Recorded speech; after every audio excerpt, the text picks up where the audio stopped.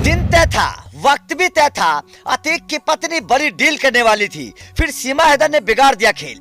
शाइस्ता झोंकना चाहती थी योगी की आंख में धूल, लेकिन कर बैठी है बड़ी भूल।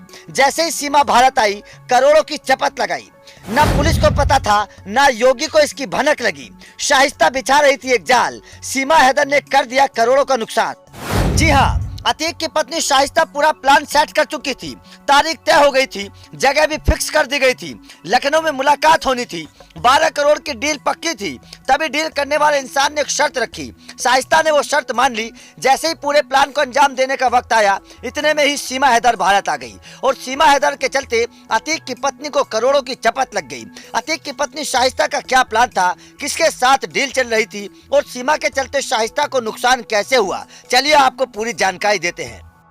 दरअसल अतीक अहमद के मरने के बाद उसकी पत्नी कहाँ है, किसी को कोई पता नहीं। लेकिन ये पता चल रहा है कि वो छुपकर किसी बड़ी साजिश को अंजाम देना चाहती है। आर्थिक रूप से परेशान चल रही शाइस्ता अतीक की बेनामी संपत्ति को बेचने के फिराक में है, जिसमें उनका वकील विजय मिश्रा का नाम सामने आया है। हाल ही में पुलिस ने मिश्रा को गिरफ्तार किया। सूत्रों के हवाले से पता चला है कि मिश्रा ने पुलिस को जानकारी दी कि वो प्रयागराज और लखनऊ में अतीक की बेनामी संपत्तियों के लिए खरीदार खोज रहा था, जिन्हें खरीदने के लिए नेपाल में रह रहा एक यूपी का माफिया सहमत हुआ। इस संपत्ति की जानकारी और तस्वीर व्हाट्सएप पर शेयर कर दी गई थी। विजय मिश्रा और माफिया में डील हो गई थी, लेकिन तभी खरीदार ने एक शर्त रख दी कि वो शाइस्ता से मिलकर बात करना चाहता था। उसके बाद लखनऊ में मीटिंग सेट हो जाती है। लखनऊ में इस मीटिंग की तारीख 26 जुलाई तय हो जाती है। सब कुछ प्लान के तहत चल रहा था, लेकिन तभी एक खेल हो गया और शाइस्ता को करोड़ों रुपए का नुकसान हो गया, क्योंकि 26 जुलाई के दिन मीटिंग में शामिल होने वाले हर इंसान पहुंच गया, लेकिन नेपाल से आने वाला वो माफिया नहीं पहुंचा। इस माफिया का करीब 3 दिनों तक इंतजार किया गया।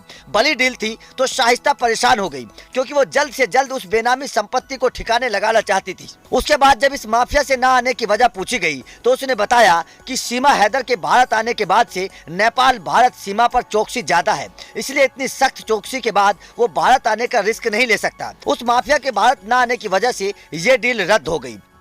खबर है कि इस बेनामी संपत्ति का सौदा 12 करोड़ रुपए में होना था, जिसके बाद इस पैसे को शाइस्ता और जैनब आपस में बांट लेती। वैसे खबर है कि अतीक और अशरफ के मरने के बाद उसकी बेनामी संपत्ति को बेचने के लिए उसकी पत्नी कोशिश कर रही है। प्रयागराज और लखनऊ में अतीक के कई बेनामी संपत्ति मौजूद हैं, जिन्हें अब ठिकाने लगाने की तैयारी की जा रही है।